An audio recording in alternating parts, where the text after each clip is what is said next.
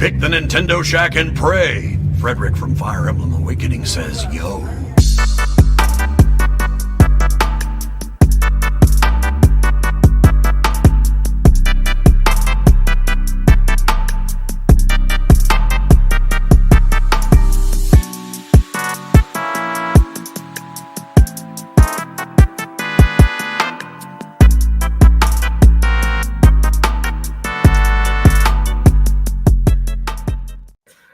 Greetings, Koopalings! Welcome to this week's episode of the Nintendo Shack podcast. Nintendo goes shopping. Joining in on all of the acquisition hype, they decided to throw their money into the ring and start eating up companies.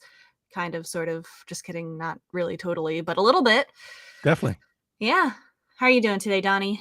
Pretty good. Pretty good. You were super loud when we started. I was? Yeah, you weren't that loud when you joined the call, but like when I at least on literally my did end, not change anything. I was like, wow. Oh It's my okay. goodness. I brought you down a little. I swear, nothing Chat. changed. Let me know if it was too much or too little, or maybe it was just my end. I'm good. I'm okay. Had a fun day. Spent most of the day with the wife, and yeah, ready for the weekend. How about yourself? Good. It is a long 3-day weekend for me for Mhm. Memorial Day. Very excited.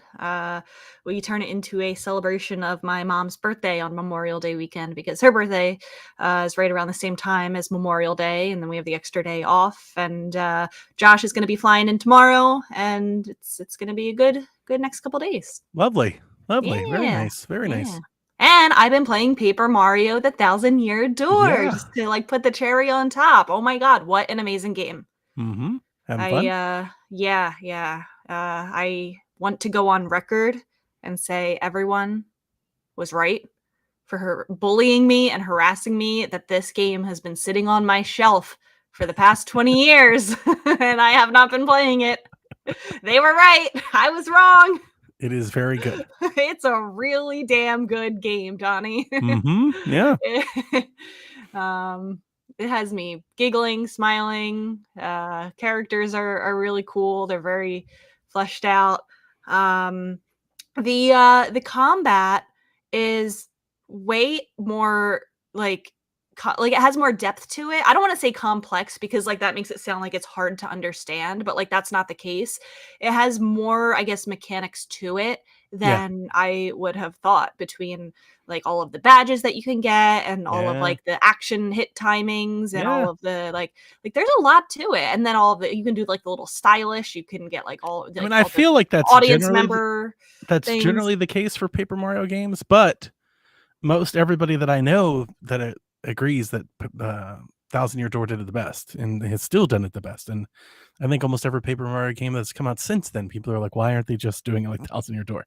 That's all the comparisons I ever see is like that's all they've tried 1,000 different ways to like reskin this and redo it and have every one be like its own unique thing, and everybody just kind of wishes they went back to just go back to the one that worked. Yeah. Color Splash was a nightmare in that regard.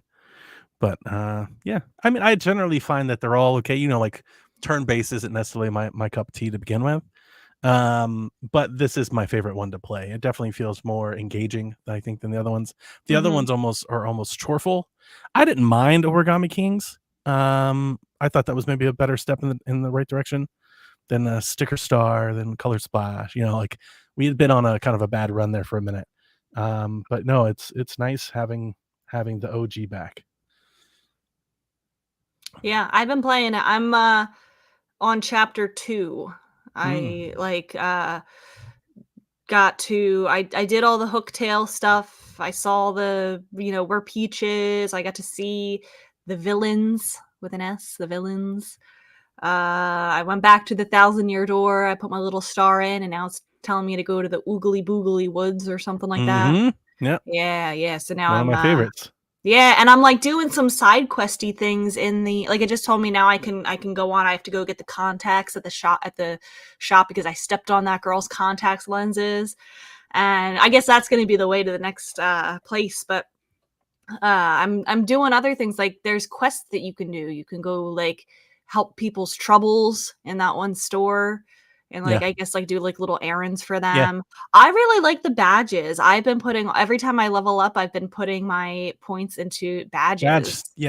Badge points. That's Somebody told me, one of my friends was like, Rebecca, you're gonna do a badge point only run in this game.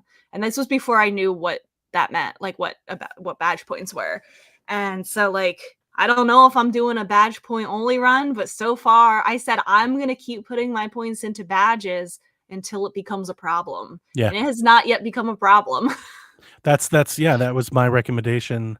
That'd be my tip for the game. Yeah, that's like the one thing that I remember about the mechanics of the game, outside of the story is the badges. You definitely want to have as many badges as you could possibly hold They're fun. and be able to mix and match. And it really lets you change, from world to world and kind of like respec. And it's just, I found it to be the most helpful. Yeah. Yeah. And I like that very early on you get the badge that you can change it to the GameCube music. Like you can change it to the old style music if you want, and it's so simple to just turn it off and on. It doesn't Yeah. even count for any badge points. You can have it for free. But I have not been keeping that turned on because I don't have the nostalgia for the old music. Like I really probably wouldn't be able to tell you one way or the other, like which one was which if I didn't know. But I love that that's a feature for the people who played the original game and like want that nostalgia or like want to see the difference back and forth. I like when Absolutely. remakes do those kind of things. Yeah. It's nice to harken back to to its beginnings. It's just like it's no different than the the exchangeable cover that you can get in Canada and stuff. It's good They stuff. were giving that out at Nintendo New York. See? Yeah, that's Yeah. good stuff. That is good Mhm. stuff. Mhm. I have not played it as much. I just started playing it today.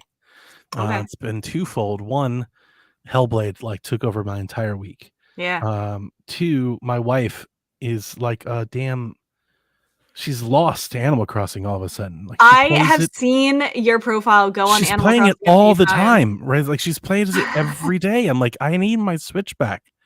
I don't know what it is. Something's got its hooks into her. She's like, it's an event. I have to play today. I can't wait till tomorrow. Like she's Might got be the Mayday stuff. If something. She's yeah. got something she's trying to do. And Or the museum rally she's probably doing. I don't know. I But, think that's in May also. so it's slowing me down in that regard. So I've got both of those factors against me. And the plan was to play today. And then I woke up for F1 is in Monaco this week because there's a big week every year for Formula One. So I watched qualifying, and I'm sure everybody's probably done this. This is definitely not unique. But like I woke up, I ate breakfast, and then I realized like I was still I woke up too soon. That's me every morning. Is that every morning? Yeah. So I just went back to bed.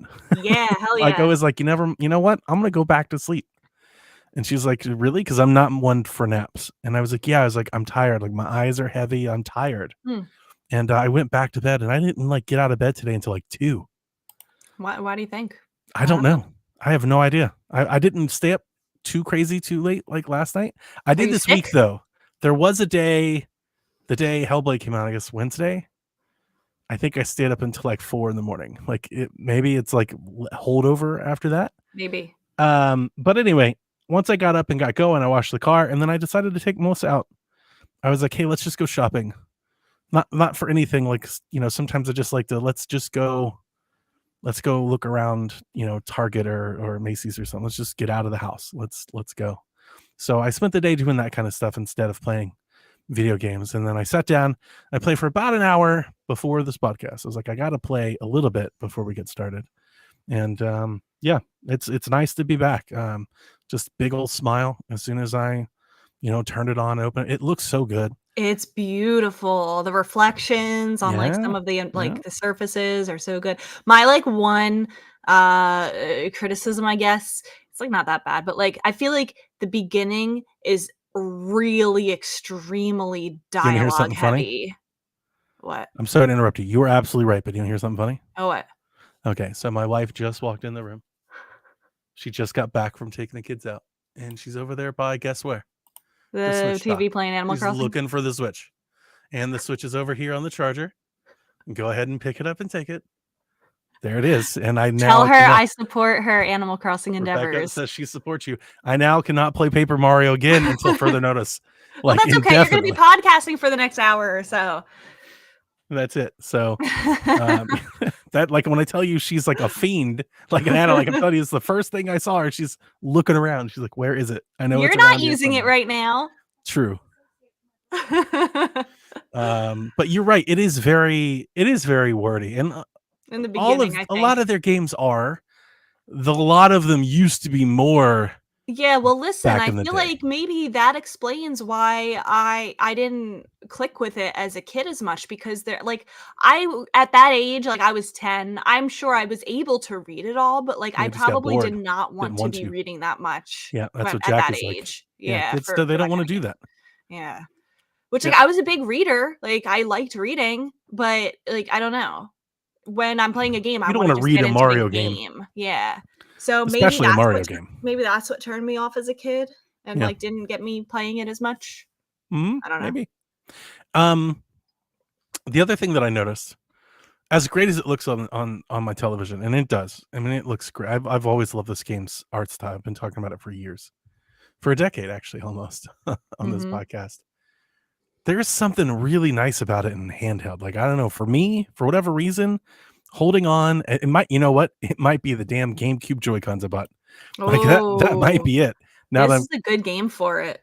I'm just sitting there holding it, and it looks so good on the little portable, on the little OLED screen, and just very cozy. Like, I played it a little bit on the television, and I'd pulled it off the dock, and I'd curled up in the chair, and I was like, this is better. It's better in the chair. Like, this is a Yeah. better way to play. I I feel don't that. know. I was digging it. This is maybe it's like, I don't know, like the simple puzzles or whatever it is, but this makes me want a Paper Zelda game very badly.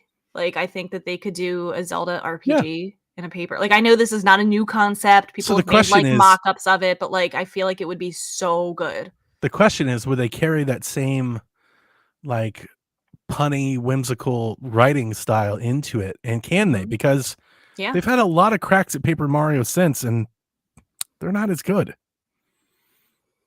I feel like they could, and like it kind of works. Like Mario doesn't talk in this; he goes like, "Oh yeah," or like Yeah, sure. little things like that, and that would work well for like Link as the silent I protagonist. think Paper type. Zelda sounds great. I know it's easy dressing, but like I also would love kind of like maybe a paper Pokemon game. That'd be cool too. I think this sort of same style, especially if they adapted like the action-based, like turn-based combat and stuff to like maybe flare up the Pokemon style a little bit, would be a lot of fun. Hmm. I could see something like that too. But I would Paper Zelda's imagine that as been- like a Pokemon mystery dungeon type where like you're playing as the Pokemon. maybe, yeah, And, that could be good. yeah. Yeah, the Paper Zelda thing is something I've been reading on message boards and stuff. I feel like for I know it's you know, not a for new decade. concept. No, It's no, not a people have unique been wanting that thing for a concept. long time. Yeah, I just And like playing this makes me like see it even more, I guess. Link Between Worlds was that for me. Yeah. The moment I saw like marketing for Link Between Worlds, I was like, oh my god, Paper Zelda! Like Yeah. just seeing them go flat and be on the wall and stuff. You're like, oh, it writes itself. It's so easy. Mhm. But I would love when I think Paper Zelda, I think like Toon Link. Like Yeah. Paper Yeah. I Zelda. can see that. Yeah. That's kind of where my head goes. I would love to see it. That'd be great. Me too. Yeah. Have you been playing anything? Well, you've been playing Hellblade, right? Love it. Absolutely Did you love beat it. it? It was one sitting, Okay. went right through that bad Oh, boy. nice. Talked about it on the podcast. Won't talk about too much here. People don't like when we don't talk about, non-Nintendo games, but I will say that I absolutely love it. It is by far and away my favorite game I've played so far. One of the best games I think I've played in years, to be quite Wow. honest with Good. you.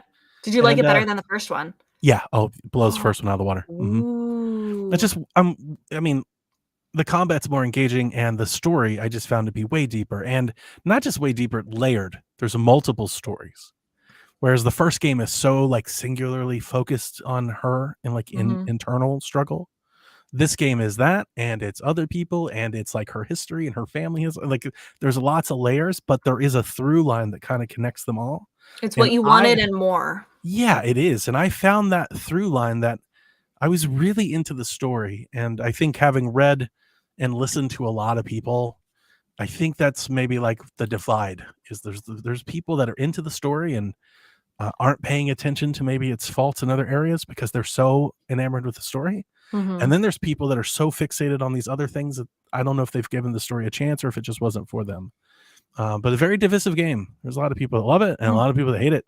Yeah, I saw Um, when the reviews came out, it was very split. Like, it got from like a 9 out of 10 to like a Force. 5 out of 10. Yeah. Yeah, and I talked a little bit of that on the podcast. I don't want to turn this to an Xbox show, but like I find there are really good reviewers, Rebecca, people that we've talked to, people we've had on the show and stuff that they think this is a bad video game. And it makes me reconsider like my thoughts on their opinions on game. Like it's one of those things, not that people can't not like a game that I like. Obviously that happens all the time and I do the same. But to call it a bad game, you catch where I'm going? Like to Yeah, call it yeah. that's harder to swallow. Like, okay, so you don't think this is worth anything at all? Like you think it's a bad game? Like this is like Anthem bad? Donnie, I just Like, wanna say that's how I feel about when people talk about The Last of Us Part 2. so The Last of Us Part 2 is actually a really good example of what I'm kind of talking about. I have always said that I think The Last of Us Part 2 is an incredible game. Okay. I just don't like it. Yeah, that's completely valid. And I feel like other people should be saying that about Hellblade, No. but they're not. Yeah, no. Like they're literally saying this is a terrible game. Yeah. Like it's bad. Jeff Gerstmann is the one that I pointed out. He literally did a whole podcast where he just said it's just a bad video game. That was his take. And I was like, that can't be a professional take. Like you can't have that take. Look at it. Look how it played. Like in it works well. Like in the age of the games that we've had, like in my head, I zoom out and I think of like, what about like the Saints Row reboot? Or Anthem, like think about like some bad video have games. lost track of the plot. Come on, like this is the bad. Like this is not even anywhere close to being bad. You can say you don't like it, but you don't have to tear it down. Somebody's asking about the sound design. I remember you were talking about the first game. Like, put on headphones. It's amazing. I would love for you to play it because there's something I about. will. Well, and I don't feel so bad about it because you can play Hellblade on Switch. It's on Switch. It is? It is. They ported it to Switch. Yeah, I've beat it on Switch. What? And I honestly hope that they bring Hellblade 2 to Switch too. I really do. I hope they bring it to PlayStation. I want as many people as possible to experience Senua's story. And Rebecca, I think you're one of those type of people where I know I would. I know. if you put the headphones on, just like you are right now, you turn the lights off. Here's the thing about this game. The Furies in her head, they're constantly talking, and you get what I guess you get. Like I don't suffer from this, but I do live with somebody that may be a little bit like this. You get what it's like to have those voices in your head, and that anxiety, and that imposter syndrome, that self-doubt, and that trauma, and it never stops, and it keeps going. And what I think it does is, as you play, it immerses yourself to like how like everybody says like I'm Link because Link doesn't talk. It's very similar. Like it immerses you into her brain. Like makes you you're feel like in her head. You think like her. It almost like conditions you to think like that. It becomes so immersive. And the second one's the same as that. Yeah. More so. More so. And then you add in all of the crazy graphics, and like it is insane to look at, and it's crazy to play. It's very scripted and choreographed and very easy to get through. I was in 6 hours, so it's a I like short that. shot. But it's very emotional. It's heavy. It's very heavy. Maybe I'll tackle those this summer because I like that they're short. It hit. This is one of the big anticipated. I'm all in day one. Can't wait. Eat the hype games that finally hit for me, Rebecca. Like it was everything I could have possibly hoped for. I'm glad. Like it blew me away. I was like, oh my God, this is better than I ever imagined. That's good because I remember there was a long streak there where you were excited for those games and they were not hitting those. Like one after the Mario other. Golf, Sports Story, Redfall, Pokemon Sports Snap. Story. There were a bunch for like a whole year. Yeah. I had a knack for getting really excited about some mid-ass games apparently. And this wasn't one of them. And I was very worried going in based on all the things going on over that side of the house and everything. I was like, oh no, not Hellblade. Don't do this to me. And they didn't. They landed the damn plane, Rebecca. It's so good. Good. So And now you can enjoy now I'm on Paper to Mario, which you Thousand know Year is Door. good. If I could ever get my Switch back. Listen, she's allowed. Get her a Switch. You sold your Switch Lite and stuff. Oh my gosh. Ah, I saw it. She's very valid for that. Okay, let's talk about Paper Mario. It's reviewing pretty well. 88 on Metacritic, 89 on OpenCritic. Yeah. They were very quick to put new icons on Nintendo Switch Online. So from now, for a couple weeks, they're going to rotate in and out new Switch profile icons. There's a Mario Run crossover event that is now live. Now, here's what's interesting. Tell us about Digital Foundry, Donnie, because this, I think, is going to have people's ears perk up. Yeah. So the game runs at 900p docked and 640 in handheld, which is another thing because you hear 640 and you're like, oh, that doesn't sound good. And I'm telling you, and maybe it's just the OLED, but sitting on the OLED, I'm like, this looks amazing. At 640p, it's the best 640p I've ever seen. It runs at a near locked 30 FPS throughout their testing. Wait, can I say something about the FPS discourse that's been going on about this game? I'm happy you would. Yeah, go ahead. Because, like, so a lot of people are big mad that it is 30 instead of 60 because the original was at 60, and they're saying, oh my gosh, like the timed hits, like we're not going to be able to get them. Can I tell you, I get those timed hits every time, and maybe these people just suck at games if you need it to be 60 to get them. This was world record holder Mike Minotti's thing all the way up until this game. He's been talking about all of his podcasts, and I don't mean to throw him on the bus. No, throw him under the bus. This has been his thing. He's been like, why? And I get it. Like, there's a part of you that's like, the first one was a 60, make the other one at 60, but that they didn't. My take, which I'm going to regurgitate because we've already done this, but I've said it before. This is a really weird hill to die on for me. One, it's turn-based. It's a slower game. It's not like that. Yeah, it has action commands. If you are missing these people those, are acting you're like bad at games. These people are acting like you've never had a turn-based game at 30 frames a second. Most of them are 30 frames. Yeah. Like, this isn't a big deal. Like, you've got to press one, but like a frame rate isn't going to stop you from getting that action. Like, it's just, it's a big reach. Like, it's a crazy hill to die on. And on top of all that, we're whining about a Switch game being at 30. Like, 88% of all Switch games are at 30 frames a second. Like, these aren't the droids you're looking for. To me, this is more evident that, like, the gaming discourse, gaming social media just wants to rage. Mm-hmm. Like, there's just like this undying need to be angry at something all the time. Mm-hmm. And I think that's just this evidence of it. Speaking of the frame rate, the Digital Foundry did say that the frame pacing is a perfect whatever it's supposed to be, 33.3 second whatever. It's like the frame pacing is ideal. So it never feels, the 30 never feels not smooth, which is the frame pacing is a big deal. And it's often what Dev and I will call the difference between good 30 and bad 30. Yeah. I've, like, Last of Us 2 is at 30. Like, I played it at 30 frames a second. Never had a problem with it. Where was the rage about that? There was. People were mad about that too. But the reason that it wasn't a problem is because the frame pacing was locked. So you get accustomed to it and it feels smooth. What you don't want to have is fluctuating frame pacing at 30. Because then it starts to feel stuttery, like glitchy, kind of like you can see it, you notice it. And I think that's what most people think of when they hear 30. And that's not always the case. There's good 30 and there's bad 30. And Paper Mario Thousand Year Door is a good 30. There's nothing wrong with this game being at 30 frames a second at all. Like, literally, there's nothing wrong with it being. I don't think anything's lost. I agree. There's nothing lost playing this game at 30 frames a second. Like, there's nobody. If you're out there and you're like, but it could be better, like, it's fine. It is every bit as good as it needs to be. It's perfect. Yep. And I definitely wouldn't trade any of the visual upgrades because there's lots. They've reworked all the textures of the game.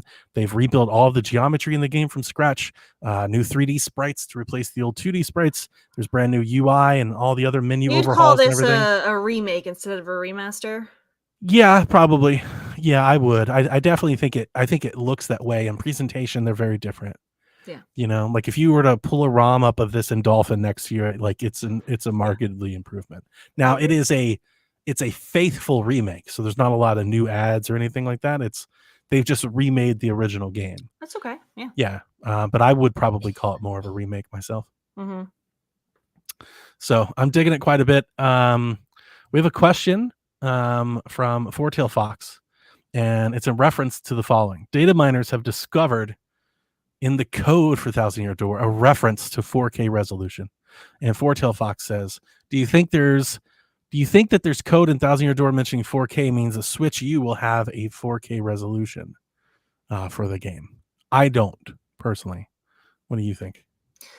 Well, I don't know. It's there for a reason. I think it don't we have rumors that next Switch is do. going to have 4K? We do. I would guess that if it's in the code, and I'm not saying that it's not, to be clear. I don't know that it's not. My read on it when I first saw it was, well, it probably just has any resolution that it could potentially target, like in the code, right? So it makes sense you would have like 720, 1080, 4K. Like it's just a resolution. It's a standard. There's a Mhm. standard. Like if you think of code as here's how you code drop down options.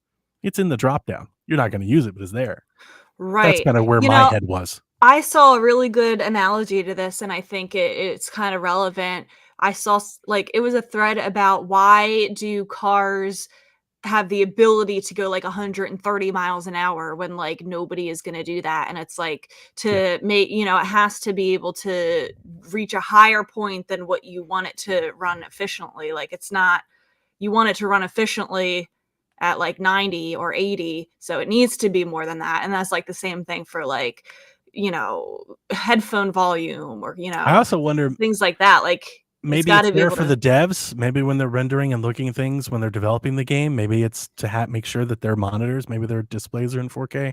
maybe. Or maybe they are looking at trying to, maybe we can get this game to upscale or something. But the thing about the Switch is the Switch 2, based off what we know about DLSS, about the chipset and everything, it looks like a device that's capable of hitting 4K, but it's going to render the game at a much lower resolution and then be upscaled. And that's not reflective in this code at all. Like it's Yeah. not going to run any game native at 4K, even if it could. The reason being, it takes so much power. It takes so many resources for DLSS to upscale anything to 4K that you're just going to lose too much in the product. You lose too much like power to that effort. Yeah. So like So I it don't sounds like it's expect coded to have the ability to, but that doesn't mean like it yeah. realistically can or should. Yeah. And like I just don't think, if let's say this is true. Let's say you look at this and you're like, aha, we've got you, Nintendo. We discovered it. We figured, we cracked the case. Paper Mario wouldn't run at 4K.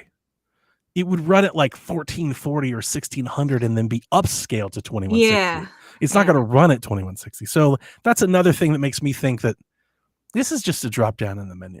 I I also don't know. feel like at that point it's like kind of diminishing returns. Like it already looks gorgeous. And There's nothing wrong with beautiful. You could play this game at 1440 on a big screen. Are TV you and really look gonna amazing. have a better experience that it's at 1080 instead of 900? Like it's Yeah, already. I don't know about that. I saw it when it happened and I was like, I'm not giving it too much credit. I don't Yeah. think so. Yeah, it's good food for thought though. Yeah, fun exercise. And I get why people are harping on it. I get why that's a tweet that takes off. Like, Yeah, I found it. I've got 'em. especially with the news of the next Switch console, we have something tangible to work with now. So I Right. think people are going to be looking at every single release until Tearing then. everything apart. And wondering, is this meant to be on the next Switch? Is this going to be a dual release kind of thing? Yeah. Maybe it is. So I think it's okay. Keep going with this next story. All right. So Kit and Krista have a podcast, right?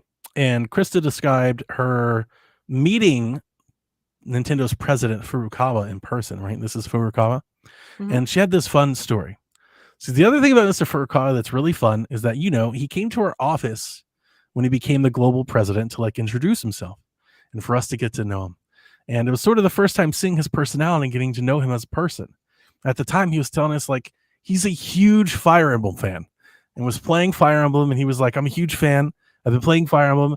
And I got to the end of Fire Emblem and I was like, the credits are rolling. And I got to the very end and then it says executive producer Furukawa. And I'm like, and he goes, and that's a hard reality because then I was reminded I have to get back to work. That's fun. So apparently the Prez, big Fire Emblem fan, which I can get behind. He's into the waifus. I like that he genuinely likes games. Like I Sure. feel like you would important. expect that or want that, but like I kind of get the vibe that Doug Bowser is like just the business guy, and like he Yeah. doesn't like go and play Mario Kart with his son, kind of thing. I bet he Like, probably takes Mario Kart for a spin from time to time, but I don't think he's playing Thousand Year Door, and I don't think he's beaten Tears of the No. Kingdom or anything. I don't think he's doing all that. You know, he's got work to No. do.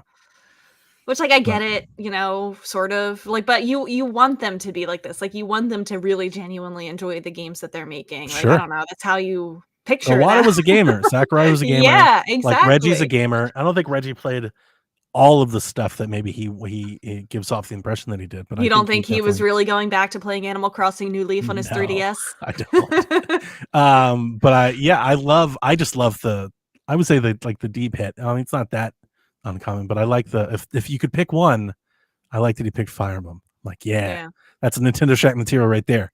That's what we're looking for. That also sounds like he's very personable with the people at the Nintendo of America offices too. Like, for him to be telling them stories like that, Yeah. and like it's not just all business and all like, It's more you know. personality than we've got from him. Yeah. I was like Now surprised that he even came by, and I was like, wow, really? I'm like trying to visualize, like, on a practicality level, like how is this meeting taking place? Like, I'm trying to visualize it. Like, he doesn't speak English, and they don't speak Japanese, at least not, I guess, enough to like Sure, probably as a have a whole translator. conversation like this. So it's like all of that's Yeah. probably gone through a translator. It's kind of funny to think about. Bill Trennan. It's about to be Yeah, replaced by it actually AI. might be. Oh god. You haven't seen the no. AI stuff. No. We need Bill. For sure. Yeah, I like that story. Thank you for including that, because I didn't hear about that. I thought it was fun. A little fun anecdote.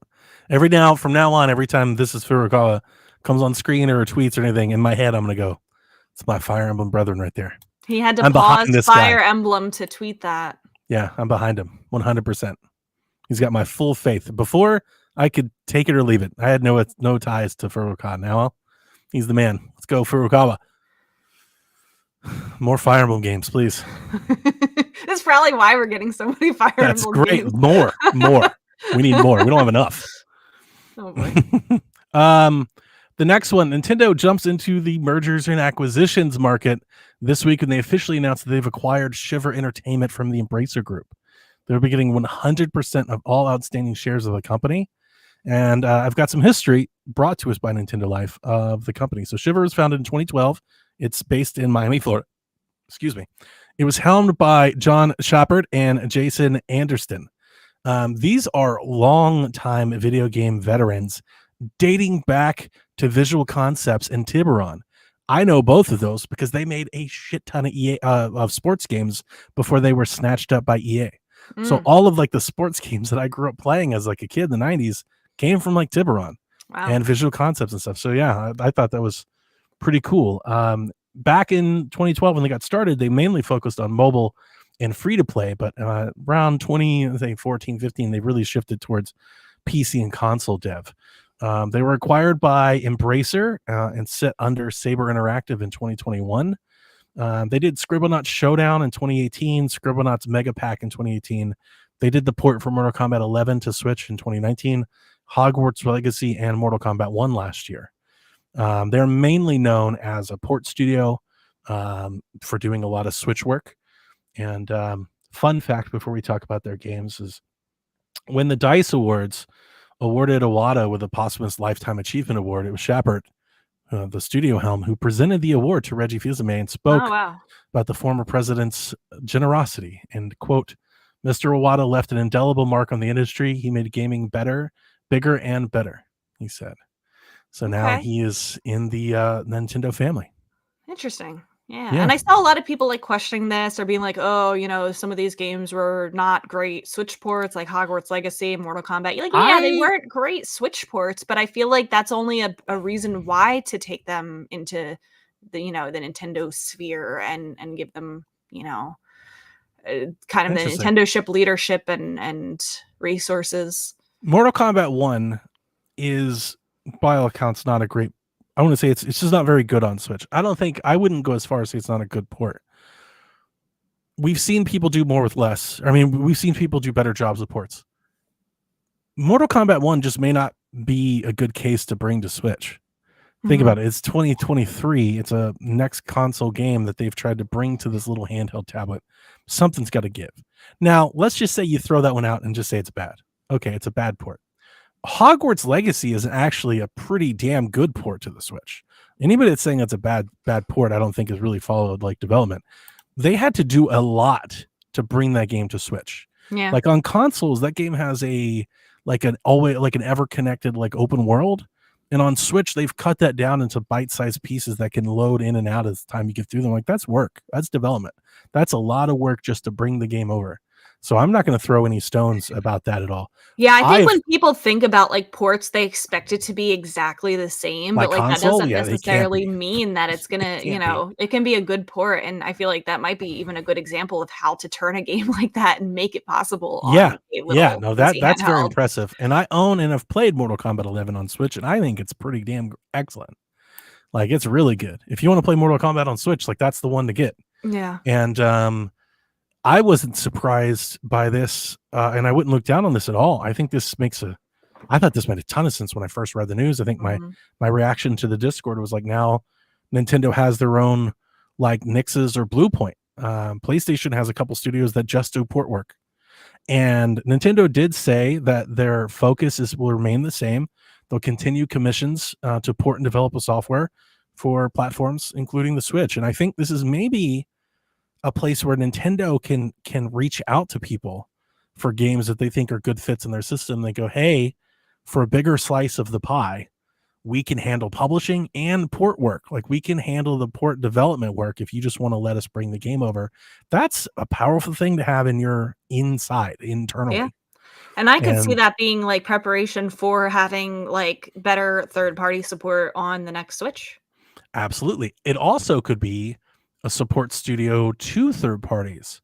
So you could bring these guys in and they go, we want you to learn everything there is to know about Switch work because we want you to work with Square Enix, with Ubisoft, with EA on helping them port their games here. Like, you are our experts, especially with them being here in America. Maybe they could focus on some of those studios because it seems like Nintendo does a really good job with Japanese folks getting their games over. Like, I don't think Nintendo is lacking for Square Enix. They're not lacking for Platinum. They're not lacking for Capcom. Like, those games, when they can run on Switch, they run on Switch. But the Western developers, I do think that's something. Like, that seems to be kind of where things are missing. And maybe this is a part of that. Maybe they're like, hey, we want you to work with Microsoft. Make sure Call of Duty makes it over here. Like, figure it out. Like, go help them. Yeah. That also might be a part of it. So they could do port work, and they could also help other people with their games, getting them over to Switch. Mm-hmm. So, and this is kind of the timing of this is actually kind of all the rage right now, because there is a ton of talk. I would say industry wise, it's definitely in the media. So people that keep up with gaming news have probably seen it. There's just a ton of talk right now about folks switching to ARM. Everybody is starting to come to ARM. Like Microsoft just had their big AI presentation, right? At that thing, they showed off brand new Surface Books that are running on ARM. And they were like, look how much faster and better they are than Mac, which just switched to ARM. And there's all these rumors that the next consoles might switch to ARM. Of course, you've got these handhelds that are using ARM. Nintendo is at the forefront of this. They ripped that Band-Aid off 8 years ago. They're like, we're moving to ARM. Now it seems like everybody's looking to move to ARM, and having a studio that can sit down and help people catch up to where Nintendo probably already is, considering they've been developing for ARM for some time, and being able to share lessons learned and share technology and like, here's how we make it work. That's having that in house is extremely valuable, and I'm sure they didn't pay much for this studio at all. Yeah. So I think this makes a I ton of love sense. seeing these kind of acquisitions, to be honest, like that Well, have, you know, a purpose like that rather than just trying to like, because Embracer is probably just going to close them yeah, because they've Yeah. sold off and Oh my closed God. everything they can. seriously. Yeah. So Yeah, Nintendo, so this feels like a productive acquisition. I agree. Yeah, and the for years I've yelled, I want more ports.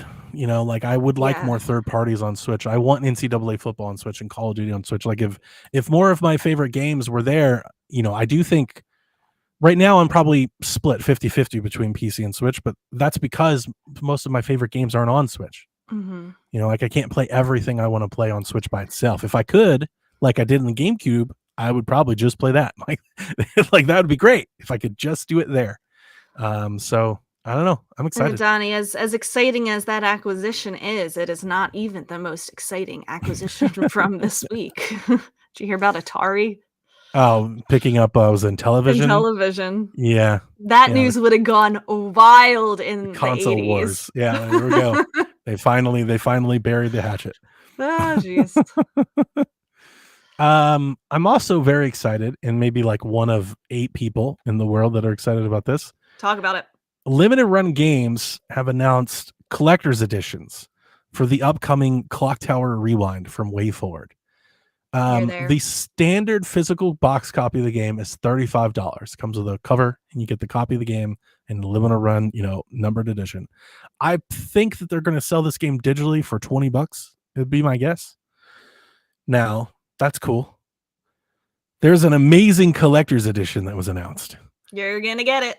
It comes with a collector's box, a clock tower statuette, like the statuette of the clock tower, a soundtrack, a poster, acrylic standees, a Dan Barrow stress ball, an enamel pen, a Demon Idol keychain, and stickers. They know you need the stress ball. $125. Pre-orders start next Friday, and they're open for a month. You have 1 month to get a pre-order, and the estimated shipping date at this time is sometime between October and November of this year. So the pre-orders are made to order, like they're gonna make how many? I guess so. I hope so, because I do know a lot of times the Limited Run stuff is hard to get. Yeah. Like I already have reminders in my phone. I'll be there Friday morning to get one. You'll be the first order to be placed. I really hope I am. That'd be great. I've never gotten it. I definitely will not be. I've always wanted like a single digit, like a limited run anything, because I've bought like several of their editions. They're all numbered, and you get like on the back of the copy, it'll tell you like like I've had like 43 of 800 or 151 of 300. I would love to be like number 3 of 100. Like that would be great. Is that how they do it? By like who gets the pre-order first? I think so. Okay. I'm sure that they save like the number ones or something, probably for like some big customers or something of theirs. Yeah, maybe. But I would love to. The statue looks. Have you seen it? Like yes. It sounds like it looks incredible. Beautiful. Yeah, the box looks incredible. I gotta put it on the shelf. I gotta get it. It's gonna be small. Yeah. Like this. I gotta get it. I gotta get it. Yeah. Oh, cool. So I'm definitely getting the collector's edition, and I'll probably pick up 2 or 3 digital copies of the game. I'll probably buy it for everything that I have. Like the intent was to play. Yeah, that's your game. Well, this one isn't actually. That's the thing. This is the original Clock Tower. Oh. Which came out on Super Nintendo and was ported to PlayStation 1 as called like the First Fear. The Clock Tower that is my game is actually Clock Tower 2. It's kind of like a Final Fantasy thing. Oh. It's PlayStation 1's Clock Tower. What we know in America's Clock Tower. What the actual in the series is actually Clock Tower 2. That is my game. I see. Yeah, this is a much harder game. This is like a procedural generated, which is why they're giving you a stress ball. That's true. But I gotta get it anyway, because I honestly I just never thought we'd ever see anything in the series ever again. That's great. Yeah. So yeah, I'm happy for you. I feel like if I buy enough of it, they'll bring more. Like I have to. Maybe they'll do one for. Listen Clock to me, Tower Shackers. 2. I need everybody to buy a copy of the game. Maybe they'll port Clock Tower 2 at some point next generation. That'd be great. Let's see here. Switch has sold 32 million units in Japan. 32.9. Correct, in Japan, which means it's surpassed the Nintendo DS sales and is now Japan's #1 best-selling video game hardware of all time. Wow. I know we've said it 1,000 times already, it feels like, but still, like, you almost have to sit back in awe of what the Switch has done for this company. From where they were before they launched it to now, it's crazy. And you know what's even like crazier? That Nvidia just had this Switch the whole time. They had the Switch with the tablet and the controller and the thing, and they had this device that nobody wanted. And then Nintendo was like, we're just going to sell the same device and put a Nintendo logo on it. And everybody's like, we want 150 million of them. Like, we need as many of these as we could possibly buy. Mm-hmm. How incredible is that? What a story. Yeah, that's a milestone. Yeah. A Devolver Direct will be happening on June 7th. It's Friday. So they'll be like kicking off, I guess, the Summer Games Fest. Mm-hmm. Tomb Anything Raider you're 1. hoping to see for Devolver? Oh, definitely. Well, it's funny. It's all the same games we've been waiting to see. It's Plucky Squire getting Yep. dated. It's Angerfoot getting dated. And they've got I that. think What's Plucky Squire. I think that's where we, if it's the supposed to shadow come drop? this year, no, I don't think it's going to shadow drop. But I think they're going to tell us like August or like September. That'd be great. They've got that dumb walking simulator game. Oh, the baby one. That's it. Was it Baby Steps? Yeah, So that does that come out yet? I don't think that's come out yet. I don't either. know. I don't See, think they announced a bunch of games like 2 years ago that have still yet to release. Mm-hmm. And I would hope that this showcase is them finally releasing. And then I'm sure they've got a bunch of new games that they're going to announce as well. They need some help. I'm not sure if you've seen them. If their earnings were way down, Really? like 80% down, like super no. down. Like I was starting to worry about Devolver. I hope they can dig out of it. And they also said that like their PlayStation Plus and Game Pass deals aren't nearly as lucrative as they used to be. And I think that it felt like for a while that they were depending on that as being like a consistent source of revenue. Mm-hmm. Like they could publish a game and know that they get a Game Pass deal. And I'm wondering if maybe some of the games they were hoping for, Xbox is like, we'll pass. And That sucks. it does suck because they definitely said in their financials, they announced they're like, we need people to buy box copies of the games. Like we'll bring them to services later, like on the tail, but when we launch, we need people to buy the game. So yeah, if you're out there and you're listening, don't just assume if you see the Plucky Squire, it's going to come to Game Pass or it's going to come to Plus or something. It may not. So they're trying to get people back into buying their games. Tomb Raider 1 through 3 remastered. It will be getting a physical release. There was no date announced, just sometime. There will be getting it. Spire announced it. I would assume with limited run, but like we don't know. Could be with anybody, but and then Nintendo is opening a second US store in 2025 in San Francisco. I always said that they should have a store in every major city. Yeah, I don't know what it is against there. There's definitely something with them where they don't want to have.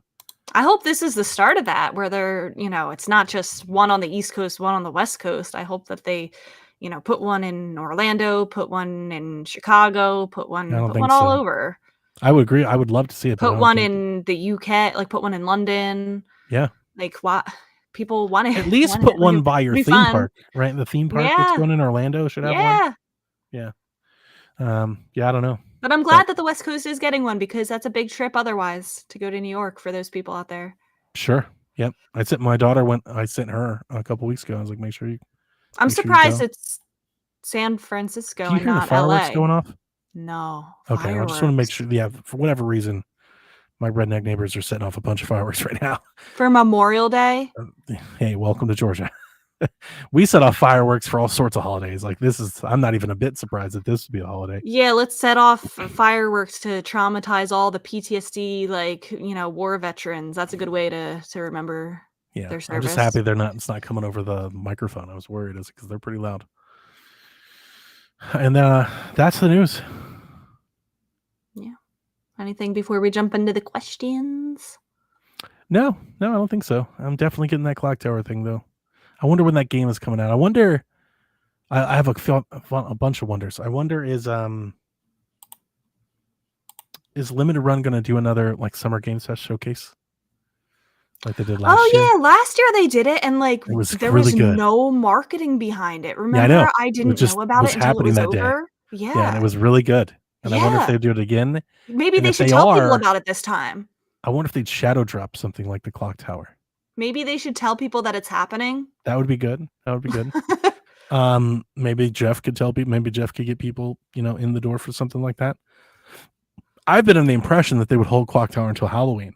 But if Limited Run is planning on shipping in October, it'll be at least then, if not before. Yeah, I think it'd be way before it. So maybe they are readying some sort of shadow drop or it's out now sort of thing. Yeah. It's out soon, All right, let's hit some questions. AJ says, if you wake up and you can't sleep, do you reach for the Switch? If you do, what do you play to get back to sleep? So if I wake up and I can't sleep, I reach for something, but it ain't the Switch. I'll just leave it at that.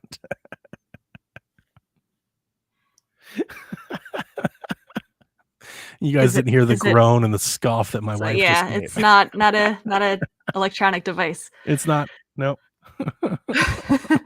I try to. I'm usually very good at getting back to sleep.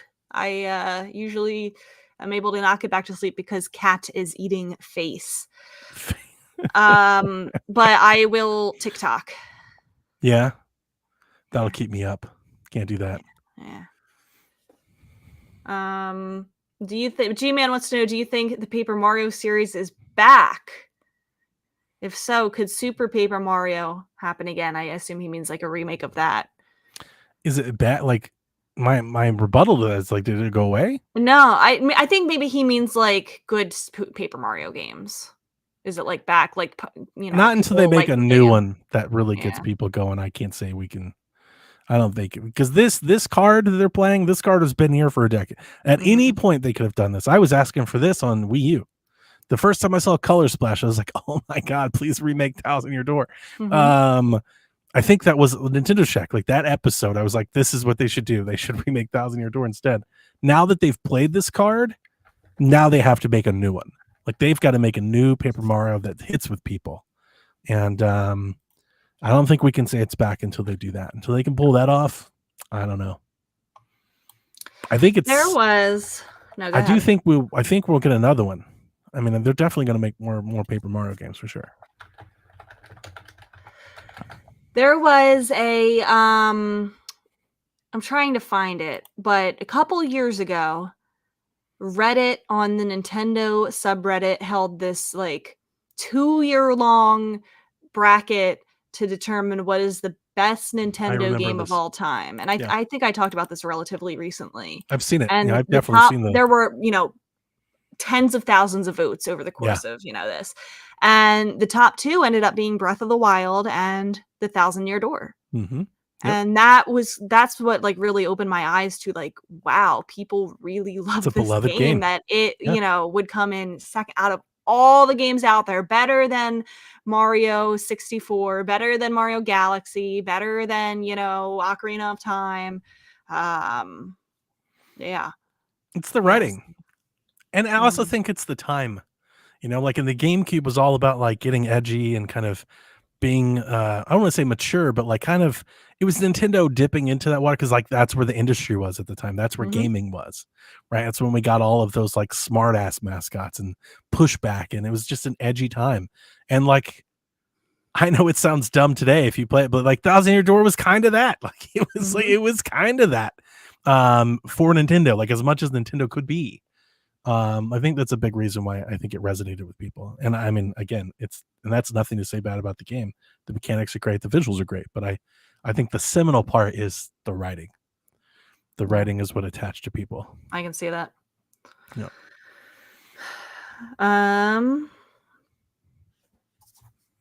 Oh, he also asked, G-Man, there was a second part to this. Happy anniversary to Mario versus Donkey Kong. I guess was this week was the anniversary of that 20th. series. 20th anniversary. Okay. Yeah, for the OG. He wants to know if you have any favorite moments in that game. I have not played it. Yeah, I mean, whatever. I don't think I can call like one specific level or anything, but just playing it, like the cutscenes. The cutscenes in that game are hilarious. Definitely get it. Play it on Switch. I loved it. Here's a good question from Gags. He wants to know, the next Mario RPG, would you prefer a new Mario and Luigi title or a new Paper Mario title?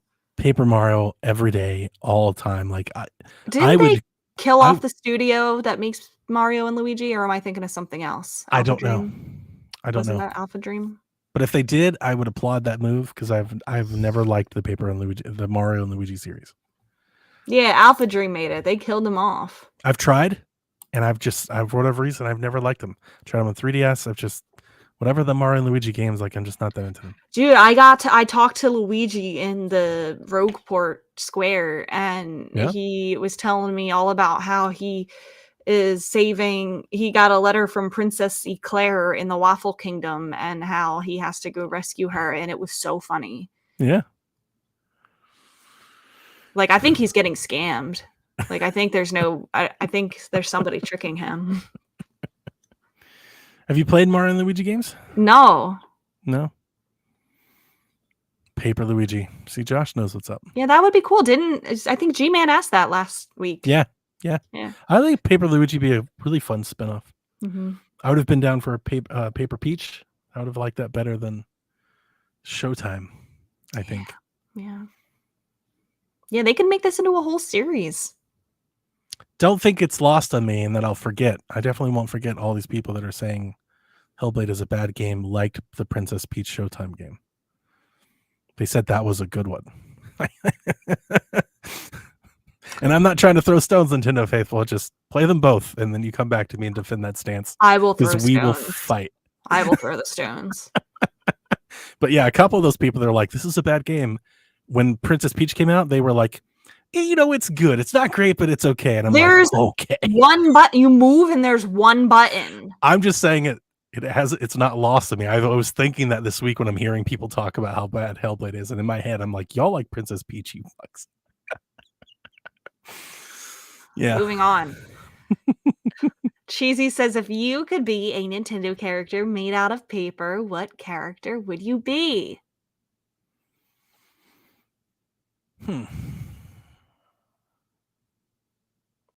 I want to be a Splatoon Octoling made out of paper. Paper Splatoon? Yeah. Okay. That one's interesting because like you get like the ink, you get the paper wet. Yeah. It's like there's something there. I don't know. Probably Paper Yoshi. I mean, I'm just a sucker for Yoshi. Like whenever we do anything Yoshi, I'm typically Yoshi. That's my cart main. It's, you know, so probably Yoshi. Mm-hmm. And I think it'd be cute. You know? Yeah. It fits. What game franchises would you not want to have the paper treatment? Like you don't want paper Metroid, right? No. Yeah, it doesn't work. What about Paper Pikmin? No, I don't think it does anything for that franchise. Like, I'm trying to think of, like, you know, what should be an RPG. Yeah. And Metroid should not be a turn-based RPG. Pikmin should not be a turn-based RPG. Paper Chibi Robo? I mean, maybe. Is that one's not an RPG? Like, I don't know. Maybe. I haven't played Chibi Robo, so, like, I can't really I'm trying to think of, like, if you're spinning off things, if you're trying to give something new life, like, what would you paper? Because I would definitely play paper. Like, if there was a Paper Yoshi game, day one. Yeah. 100% I'm there. Paper Luigi, I'm there. You know, Paper Zelda, I'd be there. Paper Pokemon, I'd be there. Yeah, like, what franchises do we think could translate to RPGs? I would not want Paper Fire Emblem. Don't do that, Furukawa. No. Ooh, Paper Earthbound. Paper Earthbound is good. Oh, look at Hyrule Nate. Look at the chat. Paper Boy. Oh. I know they're never making another Earthbound game, but if they did. Huh? Oh, you got it. I got the controllers. Nice. I completely forgot about that last and then weekend. It showed up at your door. All day playing, and I bought the expansion pack. Just because I was like, well, I got the controllers. I might as well try it. I got Ocarina of Time booted up in my original. Very nice. I showed my mom today. She was over my house, and I'm like, "You want to see like my new TV in action?" And she's like, "My new TV." Yeah. And she's like, "I don't get it." And she's here in chat, and she's watching, and she's like, "I don't get it." I'm like, "Doesn't it look great?" She's like, "No." It's old. It looks big. It looks heavy. It looks old. Donnie, my childhood save file is named Pikachu. Wow, that's impressive. Mm-hmm. Yeah, I named my first save file was named me, named Donnie. Yeah, well, I have them, and like one of them was my dad. I think Link was my dad. Like, so save file 1 says Link, save file 2 says 2, and then save file 3 says Pikachu. Paper Tetris, Paper Animal Crossing. Now, are we making those RPGs, or like are we just making them look just like paper? Just Because paper like paper style. Tetris, I Yeah, they could don't see it have to looking like be. They don't paper. have to be an RPG, I guess. But I Okay, still don't want Paper Metroid or same. Paper Pikmin. Paper Kong. I don't want that either. Yeah. I don't want Paper Star Fox. Paper Punch Out. Wow. Yeah, I don't want that. But there's a part of me that thinks like you hit somebody and they their head crumble just up. folds They over. tear. Yeah. Like it's just. I'm like, wait a minute. There might be something to this. Hang on a second. Knockout, and he just like crumbles up into a little Yeah. ball. Paper Banjo Kazooie. Oh, stop. I mean, with nuts and bolts, you're not that far away, right? Yeah. Yeah. Can we have like a paper? Okay, listen, I'm pitching Paper Ice Climber, and it is not the same type of gameplay as the original. Paper It's Icarus. Nana and Popo, or whatever their names are, they go on an adventure and they're made of paper in like a snowy world. You can get behind it. Yeah. Yeah, you have like one of those like indie narrative adventure games. Mm-hmm. You And you can platform swap stuff between and the like- two of and it them. folds and like a Yep. tearaway. Mm-hmm. That'd be great. Yeah. I'm down. thank That's you. a good answer. Thank you. Very good. Brendan says, with my Split Pat Pro breaking, rip, it said that the current Joy-Con rails are not going to work with the Switch 2. That's correct. I'm going to keep my OG and current OLED Switch. Do I just use my fixture S2, or should I pick myself new Joy-Cons? Don't buy new Joy-Cons. The fixture is like the claw attachment that attaches your Switch to like a Pro controller. So you can like hold a Pro controller and have the Switch screen on top. You need Joy-Cons, Brendan. Well, yeah, but don't get like a something that you get like a knockoff. Don't get the $70 regular Get the Joy-Cons. Nixies. Get the ones that I have. Yeah. Get the Nixies. NYXI. Get the Nixie Pros. They've got GameCube. I'm not telling you I like the GameCube style, but they've got the non-drift sticks, right? The hollow effect sticks. I love them. They're great. They're $60. But I mean, I think they're worth it. Other than that, like, yeah, pick up another pair. The Split Pad Pros and stuff you can get pretty cheap these days. And those Split Pad Pro compacts, if you haven't had the compacts are the best. And I think you can pick those up secondhand for like $20 right now. So if you just want to get by until the Switch 2 comes out, I would tell you to get those. Get the Split Pad Pro compacts. They're great. Get something cheap just to hold you off. Yeah. And finally, Kyle the Pug, do we think Delvin would enjoy the 1,000-Year Door like everyone else? Or is he still too busy to like Detective Pikachu or playing Detective Pikachu to even care? What a burn. I think Delvin would like 1,000-Year Door for sure. Do we know if he picked it up? I don't know. I don't think he's doing it. I mean, shout out to Delvin and send him, just think, good vibes, good energy, positive stuff for Delvin right now. He'll be back soon. And he's doing a great job. He's doing an excellent job, but he's just going through it right now. So keep him up there. I think he would like 1,000-Year Door. He likes I hope he's getting it. He likes funny writing. He likes good visuals. I don't think he has a problem with turn-based stuff. I think the reading might be, there is that part. You have to get him through the intro. Like get through the intro, Delvin. Stick with it. But I think he'd like it. For sure. There's a lot of reading in Detective Pikachu, isn't there? True. He likes most things. That's the thing.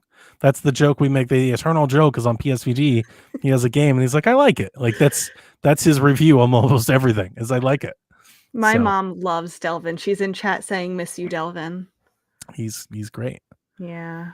He's a good guy. The best I'm of us, excited for sure. for him to return. We got to he'll hear be what back he's. soon. Yeah, we got to hear what he's been playing lately. Not much, I doubt. Yeah. Unfortunately.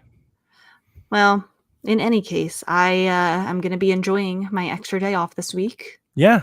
Only 14 more school days, Donnie, and then it's my summer break. My kids are out. Been out. Yeah. They were Lucky out them. Wednesday. But they start earlier. Yeah, I guess. I don't start till the end of August. Victoria, every one of her friends, she's been to like 8 graduation parties this week. Everybody's graduating. Every day she's got a party to go to. I remember that. Her life is exhausting. Mm-hmm. So many appearances. But she's going directly from school to driving school. Oh, Starts that next exciting week, year. so, Yeah. Okay. Enjoy any Memorial Day festivities if you do any. Yeah. And play lots of Thousand Year Door. Go get the Switch from Melissa. She's still playing. She hasn't moved. You need a second Switch. I have my No More Heroes Switch. I want to play the OLED. Yeah, that's I fair. can move her Animal Crossing to it. You should do that. Yeah, but then she's gonna be playing my No More Heroes Switch. Right? If something happens to it, I'll never forgive her. Those are irreconcilable differences, Rebecca. All right, So- Koopalings. Do we have anything? What's the next exciting Nintendo thing? Next The week is going to Direct. be June. Yeah, next week's going to be June. We're like I didn't 2 even know weeks there's a out Direct. from Summer Games Fest and a bunch of games being announced. Yeah. And then I don't know when the Direct will be, but I assume it won't be that week. But the plan is whenever the Direct is announced, we will record a podcast that evening. And then I am trying to record an Xbox show the day that Xbox has their showcase. And then outside of that, regular schedule. So like on PSVG Wednesday, we'll do the Ubisoft and whatever else, the Devolver stuff, right? Like we're not gonna have as many live streams and stuff this year. I just don't. Nobody's really asked me for them. I don't particularly want to do them, but also like nobody on the team seems to be all that interested in doing them. Listen, I said if they happen to do it on a day that I am not working, I will. Or if I'm not, if it's in the evening or whatever. If I Well- am not at work, I will live stream. Here's my and I'm happy. Like, yeah, we'll definitely tweet you and let you do that because there's a part of me that wants to watch the show without being like live reacting to it and not like record one of the things I don't particularly like about like this type of year or this time of year that we've done every year is that we go from the show directly into like the podcast. And you've seen me, I'm trying to get notes and prepare and get all the details and it's Mhm. coming out. What I want to do is I want to watch the show like as a spectator, like maybe eat something and then have a couple hours to really Digest it. do my notes the way I want to do them Yeah. and then do the podcast. So that's the plan. We're going to do that this year. Okay. And so once Summer Games Fest gets started, we're going to have an Xbox podcast. We're going to have PSVG. If there is no Direct, Shaq will be regularly scheduled. If there is a Direct, we'll do it that evening. And then that'll be it. So don't be expecting anything else other than that. They're going to screw with you and do them on the same day. That'd be great, actually. That'd be super fun. It'd be It like would old times. It'd be like Yeah. old times again. I Uh-huh. I wish Nintendo would just come out and be like, we're doing it Tuesday. Like we're supposed to. Like we've done for a decade. I know. Like Xbox is Sunday, Ubisoft, PlayStation's Monday, and you're Tuesday, damn it. Tuesday at 12. Times will never get back. I don't think I'll ever not feel that way. Like for whatever reasons, like this is when you're supposed to have your damn show. Mhm. And you and I both know it's going to be like June 24th at it's going to be weeks I after hope everything. it's later. Like I really want to not be working when they do it because it sucks when I can't watch it live with everybody else. Yeah. Ugh. Yeah. I think it's going to be later. I don't think they're like, at least I don't know, but if it was going to be that week, I think Jeff would have already said so. Right? I think he would have wanted to make that like a deal, like a thing. And there's been nothing said at all. So I think Nintendo will probably be after all of that week and all that stuff's gone. But yeah, after that, it's just, we don't have a whole lot. We don't have there's no games announced for first party until Luigi's Mansion. So they've got some Yeah. stuff to announce. I'm looking forward to seeing it all. Hopefully it's some Zelda stuff. I'm going to log off and go play Paper Mario. Enjoy. Thank you. Enjoy your evening. We will see you next week, Koopalings. Peace. Whenever you're ready. All right. This is Frederick from Fire Emblem Awakening. And I forgot the line already. What?